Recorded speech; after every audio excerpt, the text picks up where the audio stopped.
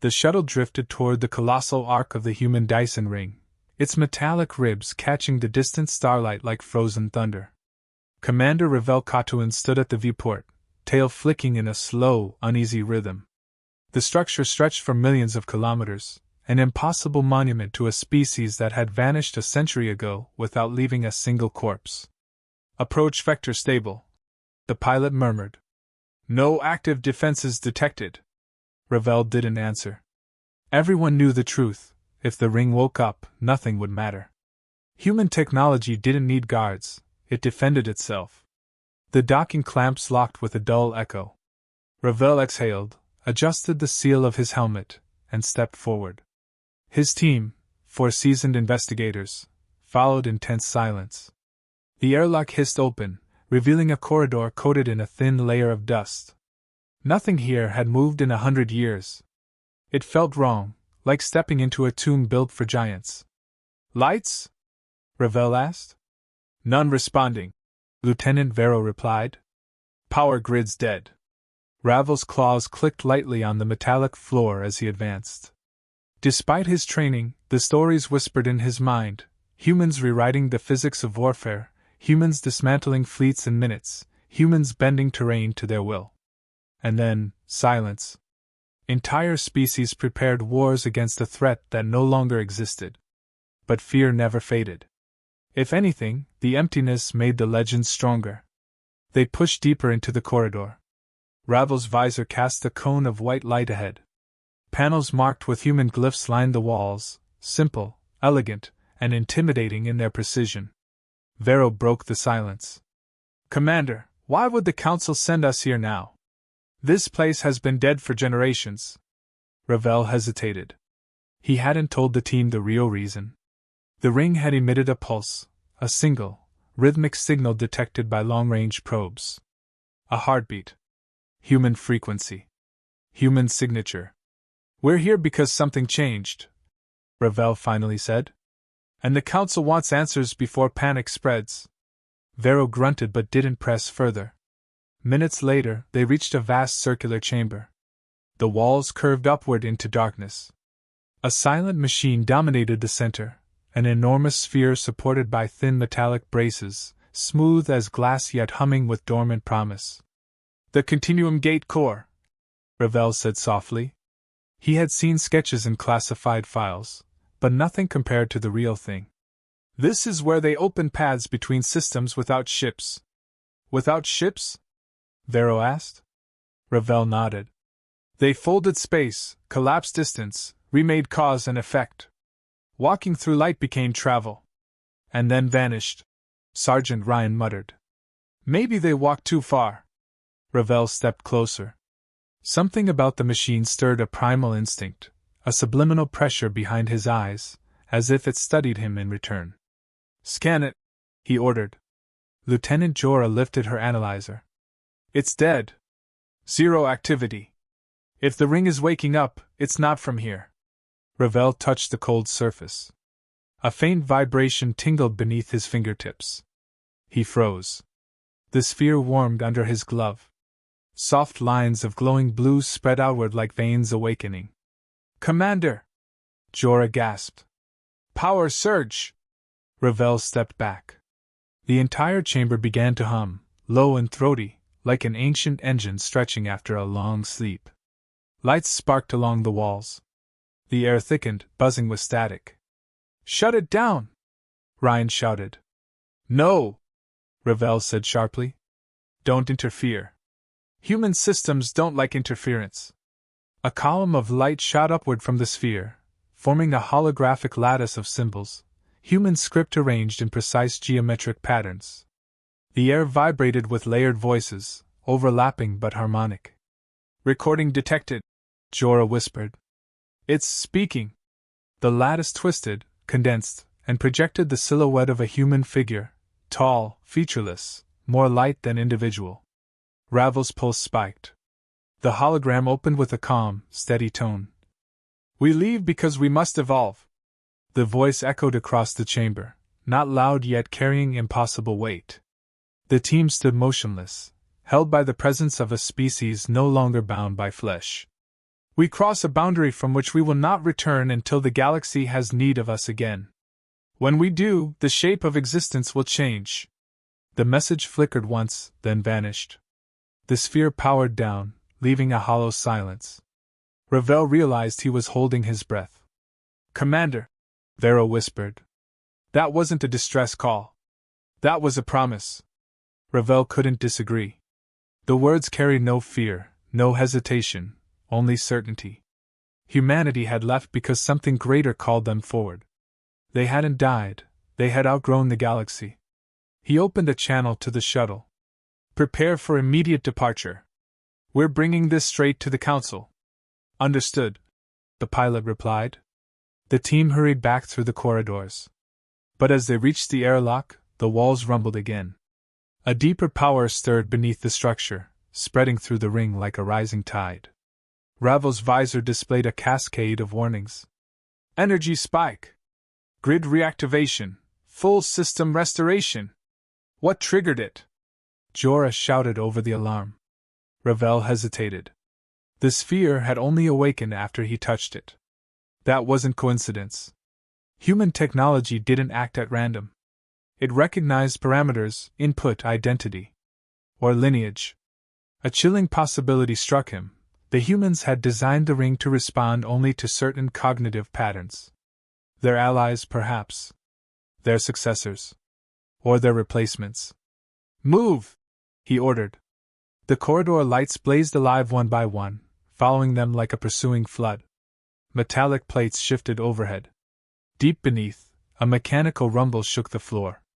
The ring wasn't waking gradually. It was resurrecting. They reached the shuttle just as the docking bay sealed behind them. The clamps released automatically, without command input. "Commander," the pilot said, voice trembling, "the ring is pushing us away." Ravel watched the colossal structure rotate, aligning massive panels like an unfurling flower. Streams of blue light spiraled along its arcs. The pulse that had attracted the Council earlier returned, but now stronger, measured, deliberate. "Get us out," Ravel said. As they cleared the immediate radius, the ring emitted a beam of radiant energy into deep space. Not an attack. A signal. A call. "Who is it contacting?" Vero asked. Ravel kept his eyes on the expanding plume of light. "I don't think it's contacting anyone here." The crew fell silent. The message they had recovered had not been a farewell. It had been a marker. A timestamp. A declaration that humanity had stepped beyond the galaxy, and one day, they would resume what they began. Ravel locked his gaze on the luminous ring, its awakening glare piercing the void. He whispered the words the hologram had left behind. "They will return when needed." He didn't know what crisis humanity had anticipated. But the galaxy had just triggered their clock. The council chamber loomed like a hollowed starship hull, its arched ceiling lined with banners representing every major species. Holographic constellations shimmered overhead, casting faint shadows across the delegates seated in a tight semicircle. Commander Ravel stood alone at the center platform, the ring's awakening still echoing in his mind like a persistent whisper. A deep mechanical chime reverberated through the hall. "Proceed," Chancellor Voruin Drex commanded. His voice held a practiced calm that didn't match the rigid tension in his shoulders. His obsidian eyes fixed on Ravel with predatory intensity. Ravel straightened. "The human Dyson ring has reactivated. Full grid restoration." A recorded message appeared from an anthropomorphic hologram. A wave of anxious murmurs swept across the chamber, scaled throats, metallic vocal cords, feathered jaws, all whispering the same question: "Are the humans coming back?" Voruin raised a hand, silencing the noise. "What did the message say?" Ravel hesitated. Revealing everything in front of the full council was dangerous. But hiding it felt worse. "It said the humans left to evolve," Ravel explained. "They will return when the galaxy needs them." The reaction was immediate. Several delegates recoiled. Others gripped their seats with shaking claws. Voruin leaned forward slightly. "Was there any indication of a timetable? A location?" "No," Ravel replied. But the energy discharge after the message suggests the ring sent a signal somewhere beyond mapped space. A representative from the Silith Coalition hissed. A summons? Or an announcement? Another whispered. Like a beacon. Vorwin's jaw tightened. Commander, describe the activation. Spare nothing. Ravel recounted the event, the hum building in the chamber, the human script forming perfect geometries, the way the continuum gate core warmed only when he touched it. He saw several delegates widen their eyes at that detail. Vorwin interrupted. It awakened for you? Yes, Ravel said carefully. It didn't respond to scans or external probes. Only physical contact. Soft uproar rose again. Vorwin's gaze sharpened. Do you understand what that implies? Ravel did. But he didn't speak. Vorwin turned to the assembly. Human technology recognizes patterns. It responds to very specific neurocognitive signatures. If it reacted to this commander, then it means… Ravel cut him off. It means the ring detected something familiar, not necessarily human. They worked with allied species. They assisted thousands during the expansion era. Vorwin's lips curled. You oversimplify. Humans designed systems to answer only to those they trusted. Or those they predicted would come after them. Ravel countered. Gasps rippled across the chamber. Vorwin's fingers twitched on the arm of his chair. Prediction, he repeated, voice low. That word concerns me. The Chancellor stood. His presence dominated the room like a sharpening blade. Humans vanished without explanation. Their disappearance left a power vacuum. We achieved balance only because they were gone. Now the largest structure they ever built has awakened, and we do not know why. He paused, letting the weight settle. We cannot assume benevolence. We cannot assume anything. Before Ravel could respond, a holographic assistant approached Vorwin and whispered urgently. The Chancellor's expression darkened. Commander, Vorwin said, you will accompany me to a private session. Ravel stiffened. The sudden shift stank of manipulation. My report should remain open to the Council. Your report, Vorwin said sharply, is now classified. He gestured to 2 armored guards. They flanked Ravel instantly. The chamber erupted into protests. Some delegates demanded transparency. Others called for immediate militarization.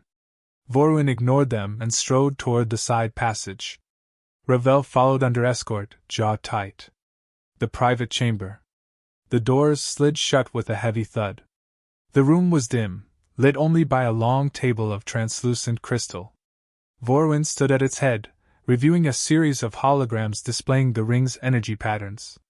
You saw something else, Vorwin said without turning. Ravel remained silent. Vorwin tapped the projection. You hesitated during your testimony. Why? Ravel measured his words. I don't trust the Council to remain rational if they learn everything. Vorwin turned slowly. You fear them? I fear what panic will unleash, Ravel replied. The last time humanity's technology produced a power surge, 3 systems launched preemptive strikes against structures that weren't even armed. Vorwin's eyes narrowed. And those civilizations no longer exist. Ravel held his stare. Exactly. Silence hung between them, thick and brittle. Vorwin finally exhaled. Commander, the truth is simple. If humanity returns, every species in this chamber becomes irrelevant. They shape the galaxy while holding back. Imagine what they could do without restraint. You assume they're hostile. Vorwin laughed softly. Hostile? No. Efficient. Humans built wonders while fighting wars no one else could survive. Their idea of progress redefined destruction. If they return, either we kneel or we vanish. Ravel stepped closer. This fear will drive the Council to make catastrophic choices. Vorwin's gaze hardened. Which is why we must act before the panic becomes uncontrollable. Ravel's stomach tightened. What are you planning? Vorwin activated another hologram.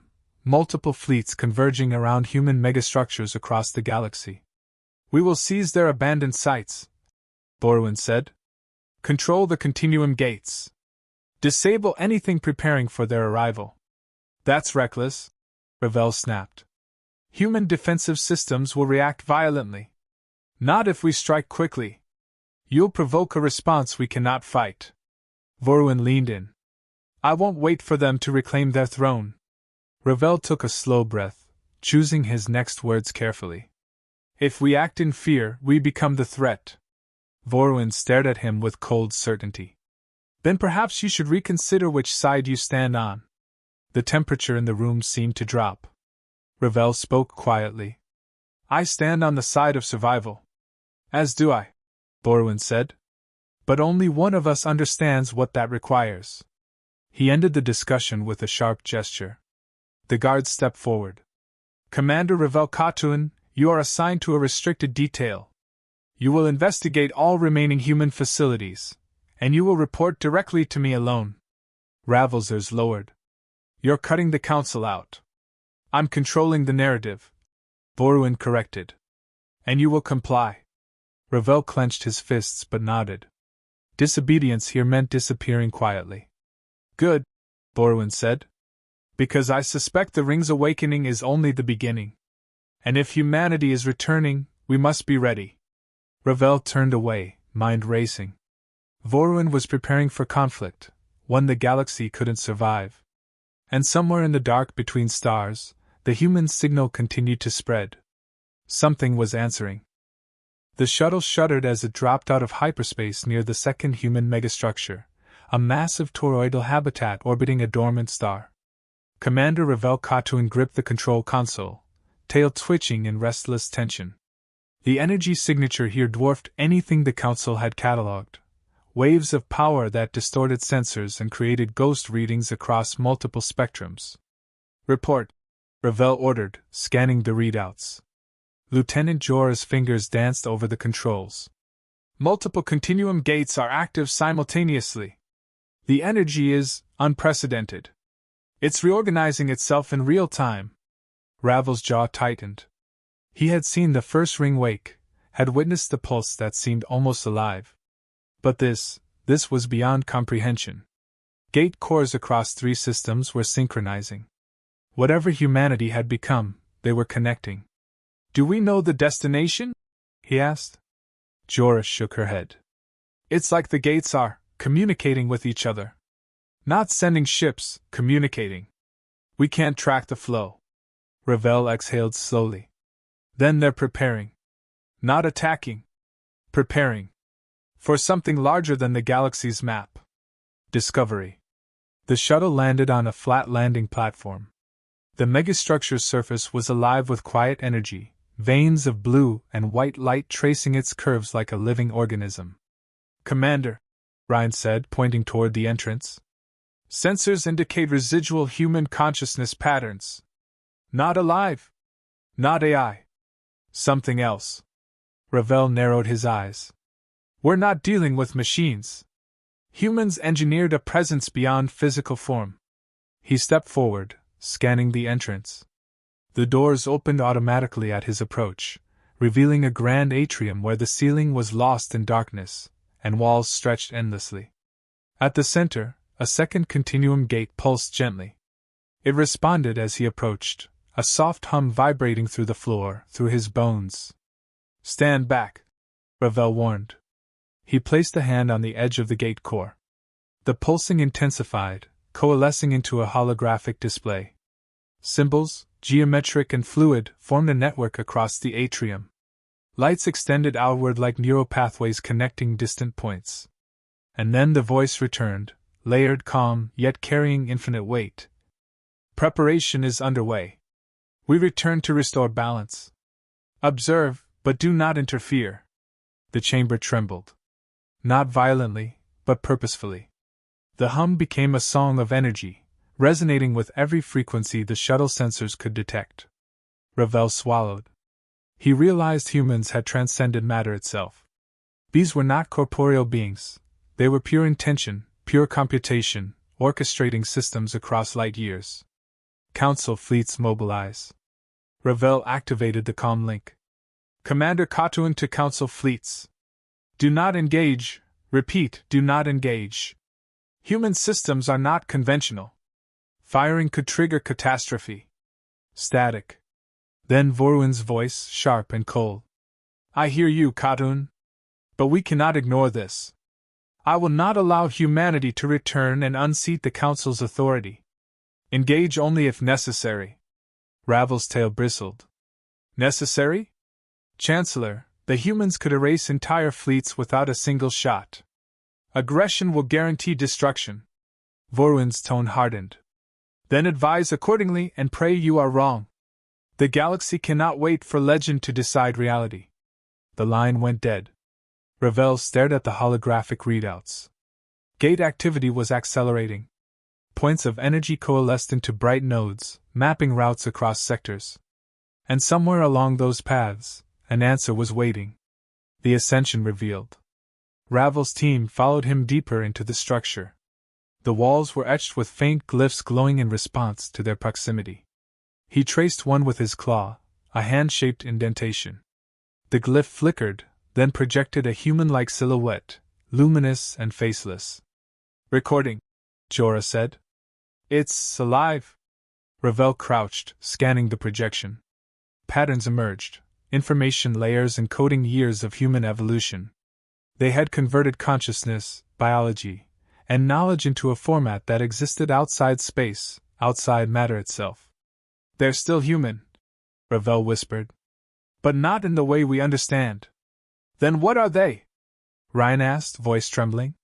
Ravel didn't answer. Not yet. The answer was terrifying.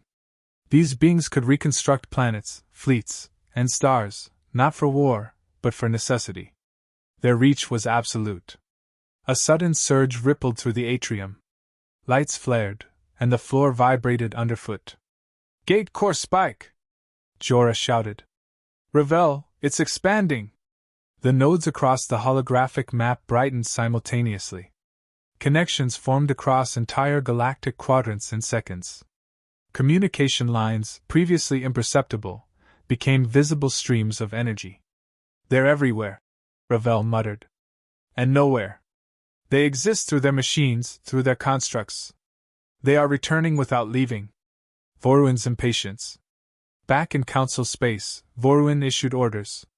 Fleets converged toward human sites, weapons primed, shields up. Reports from sensors were erratic. Gates fired pulses, creating gravitational anomalies, altering sensor outputs. Target confirmation! Vorwin barked. Impossible to track, sir, the officer replied. The energy signatures shift faster than we can lock. Conventional weapons cannot engage. Vorwin slammed his fist. Then we adapt. Begin preparatory strikes anyway. Disable their systems before they finish. A shiver ran through Ravel's spine as he monitored the feed. Vorwin was gambling with annihilation. Human systems weren't weapons to be suppressed. They were intelligence, logic, and power beyond conventional comprehension. Ravel's tail flicked sharply. If he fires, the Council will be punished, he muttered. And not gently. Race to the primary gate. Ravel made a decision. We go to the primary gate. If we can understand the activation pattern, we might prevent catastrophe. Jorah glanced nervously at him. We can barely keep sensors online. How do we survive transit? By moving faster than fear, Ravel replied. And by remembering that humans never left to fight us, they left to evolve. We can either learn from them or die before we see the lesson. The shuttle lifted from the platform, skimming the surface as streams of energy arced overhead. Ravel's eyes stayed on the pulsing nodes. Each one was a fragment of human intent, spreading through the galaxy like seeds. He felt a presence, a subtle resonance, almost tactile. Something watched, calculating. It acknowledged him, but did not act. They're aware, Brian said quietly. Of us. Yes, Ravel said. And they approve of our observation. Nothing more. As the shuttle accelerated toward the primary gate, the galaxy seemed to hum in response. Light years of civilization lay ahead, but every star, every fleet, every council ship was insignificant compared to what was awakening. Ravel pressed a claw to the console. The energy streams converged toward a single point, the primary gate. And somewhere, beyond human comprehension, the beings who had left the galaxy a century ago were already preparing for their return. And the Council, blinded by fear, was about to make the gravest mistake in galactic history. The primary continuum gate loomed ahead, a lattice of impossible geometry stretching into the void. Streams of energy converged from every human structure Ravel had visited, pulsating in perfect synchrony.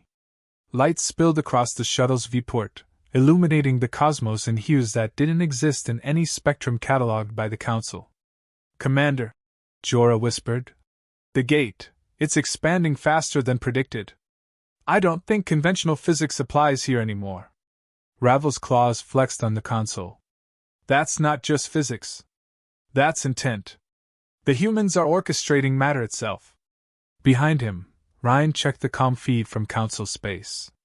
Voron's fleets were moving into position. Shields were primed, weapons locked, graviton disruptors charging. But the energy streaming from the gates didn't register on sensors the way conventional fleets would. The humans weren't ships. They were everything and nothing. Ravel tapped the console. "We need to warn them. Any offensive move, and the Council will guarantee its own destruction." "Commander," Jorah said, her tone sharp, "how do we even communicate with them?" Ravel didn't answer. He already sensed the presence, the subtle awareness, the pulse that recognized him personally. A resonance that no human-made translator could capture. The humans were aware of their returning observers. They didn't need voice or code. The Council's last gamble. In the Council command hub, Voron gave the final order.